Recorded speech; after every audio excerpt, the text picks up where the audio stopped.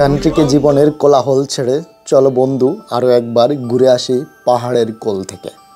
দীর্ঘদিন পর আমরা যাচ্ছি ভ্রমণকল্প গ্রুপতে রাইনাটুগুন ইকো রিসোর্টে। চট্টগ্রামের টাইগার পাস হতে আমাদের বাসটি ছেড়েছে দুপুর 12:30টায়। 1 ঘন্টা বিরতি দিয়ে আমরা চলে আসলাম কাপ্তাই ফ্লোটিং প্যারাডাইজ রেস্টুরেন্টে, যেখানে আমাদের দুপুরের খাবারের বুকিং করা ছিল। আইটেম ছিল মুরগি, ডাল, ভর্তা, চাপিলা ফ্রাই, এছাড়াও অন্যান্য কয়েকটি আইটেম, যার বরাদ্দ মাত্র 180 টাকা।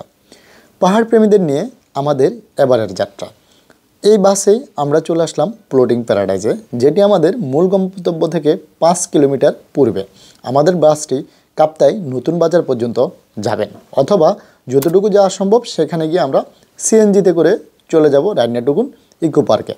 আমাদের জনপ্রতি 2000 টাকা করে এবারের ট্রিপের খরচ। যদিও কিছু বাড়তি অ্যারেঞ্জমেন্ট ছিল, সেটি ছিল আমাদের স্পন্সর হিসেবে আমাদের সাথে ছিল রহমান গ্রোসারিজ এবং মামুন মোমেন্টস। তো যাই হোক, আমাদের দুপুরের লাঞ্চ শেষ হয়ে গেল। প্রকৃতিকে একটু দেখে বাস থেকে আমি নেমে যাব বাইকে, কারণ হচ্ছে অ্যাজ এ বাইকার আমার বাইক ছাড়া তো কোনো কিছু ভালো লাগারই কথা না। তার উপর যদি আসামবস্তি রোড হয়, সেটা তো একটা অসাধারণ ফিলিংস আমার ভিতর তৈরি করাটাই স্বাভাবিক। আসামবস্তি থেকে এই রোডে 5 কিলোমিটারের মতো সামনে গেলে আপনি পেয়ে যাবেন রাইনাটুগুন ইকো রিসোর্টের পথ, অর্থাৎ হাতের ডান পাশের টার্ন নিলেই এই সড়ক পেয়ে যাবেন। এই রাস্তাটি অত্যন্ত খাড়া হওয়ায় সিএনজি থেকে নেমে গিয়ে সিএনজিকে তুলতে হেল্প করছে। একটা করে সবগুলো সিএনজিকে পাশ দিয়েই আমাকে বাইক নিয়ে যেতে হবে। তো একটু পরেই আমরা চলে যাব রাইনাটুগুন ইকো রিসোর্টের রিসেপশন গেটে, যেখানে আমাদের জন্য অপেক্ষা করছেন চিটং ট্রাভেলার্সের রিপন বদ্দা। তো সবাই চলে আসলাম রাইনাটুগুন ইকো রিসোর্টের একদম রিসেপশনে, যেখানে আমাদেরকে ওয়েলকাম ড্রিঙ্কস দিয়ে আমাদের ব্যাগ গুছিয়ে নিয়ে থাকার জন্য সুব্যবস্থা করে দেওয়া হয়েছে। হালকা ফ্রেশ হয়ে আমরা সবাই চলে আসলাম আমাদের ক্যাম্পিং সাইটে, যেখানে 3টি ক্যাম্প সাইট রয়েছে। এই সাইটটি আমাদের জন্য আজকে বরাদ্দ করা হয়েছে। একটি টেন্টে আমাদের 2 জন করে থাকবেন। বিশেষ করে যারা কাপল গিয়েছে, আমি এই মুহূর্তে বুঝিয়ে দিচ্ছি একটা টেন্টে কে কীভাবে থাকবেন। প্রত্যেকেই যার টেন্ট বুঝে নেওয়ার জন্য আন্তরিক চেষ্টা করছেন। ওমর ফারুক সবাইকে ব্রিফ করে দিচ্ছেন, সাথে সিনথিয়া চৌধুরী ও সোমা চলতানা, যারা এই ট্যুরে দারুণ কন্ট্রিবিউশন রেখেছেন একটা ভালো প্রোগ্রাম তুলে আনার জন্য। তো যারা কাপল ছিলেন তাদেরকে হচ্ছে সিঙ্গেল টেন্ট, এবং যারা জয়েন্টলি ছিল অ্যাজ এ ব্যাচেলর তাদেরকে গ্রুপ টেন্ট দিয়ে দিলাম। বাচ্চারা আমাদের সাথে হ্যামকে এসে প্রচুর আনন্দ করেছে। এর মধ্যে বাকিরা লেকে গিয়ে গোসল করে সন্ধ্যা নামের আগেই রুমে ফিরে এসেছে। এই মুহূর্তে সন্ধ্যার নাস্তার জন্য আমরা চলে যাচ্ছি রাইনাটুগুন ইকো রিসোর্টের সেই রিসেপশানে এবং রেস্টুরেন্ট, ওটা রিসেপশান কাম রেস্টুরেন্ট ছিল। তো সেখানে যাওয়ার পথে কিছু ভিউ দেখতে পেলাম, যেখানে আমাদের জন্য ক্যাম্পায়ারের আয়োজন করা হচ্ছে, পিচ বারবিকিউর আয়োজন করা হচ্ছে। অস্থির সব ভিউ, আপনি দেখলে বুঝতেই পারবেন প্রকৃতি এবং মানুষের মধ্যে একটা প্রেমের মিতালি এখানে রয়েছে। আমরা সেই ক্যান্টিনে চলে আসলাম এবং আমাদের সন্ধ্যার যেই নাস্তা বুকিং করা ছিল সেটা এই মুহূর্তে সার্ভ করছে। সন্ধ্যার নাস্তায় অবশ্যই আমাদের জন্য নুডলস এবং চায়ের ব্যবস্থা ও অন্যান্য সকল আইটেম। আস্তে আস্তে ডিনার শেষ করে আমরা আমাদের নিজেদের মতো করে ক্যাম্প ফায়ার করেছি, যেখানে দারুণ শীতের স্বাগতম জানানো হয়েছে। রাতের এই ভিউ অবশ্যই আপনাকে একটু হলেও আনন্দ দিবে।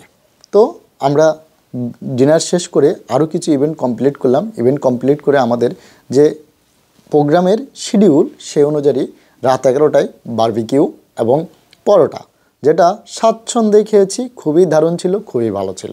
তো এই মুহূর্তে আপনাদেরকে টেন্টের সাথে পরিচয় করিয়ে দিই। যেহেতু আমরা ভ্রমণ বিষয়ক ব্লগ করি অথবা ভ্রমণকে নিয়ে কাজ করি, সেই হিসেবে আমরা চিন্তা করলাম এবার প্রত্যেকটা টেন্টকে কোনো না কোনো রিসোর্টের নামে করব। তো এই পর্যায়ে আমরা কক্সবাজারের নামে সব কাজ করেছিলাম। এছাড়াও আমাদের ইভেন্টে প্রত্যেক গেস্টের জন্য ছিল কমন গিফট, যেটি অত্যন্ত সুন্দর একটা পরিবেশে। তো যাই হোক, এই ছিল আমাদের রাইনাটুগুনের গল্প। তবে আরও কিছু গল্প না বললেই নয়। এভাবেই রিল্যাক্স করা কিন্তু একটা ট্যুর শেষে যথেষ্ট স্বস্তিদায়ক।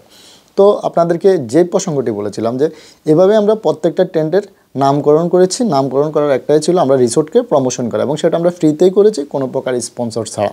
তো এই মুহূর্তে আমাদের হয়তো আস্তে আস্তে যাওয়ার পালা সকালবেলা, কিন্তু যাওয়ার আগে কি খালি মুখে যাওয়া যায়? কোথাও মেহমান গেলে তো যাওয়ার আগে কিছু না কিছু খেয়ে যেতে হয়।